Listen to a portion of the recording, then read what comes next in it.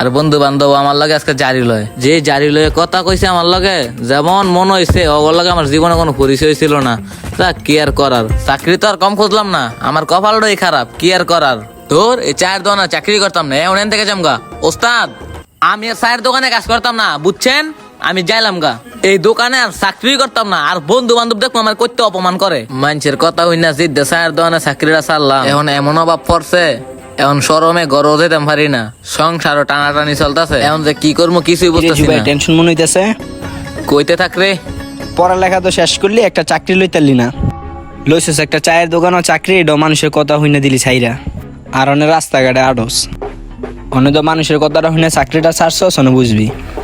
বেড়া, পড়ালেখা তো কম করি নাই, চাকরির লেগে মানুষের দ্বারা দ্বারা বহুত ঘুরছি।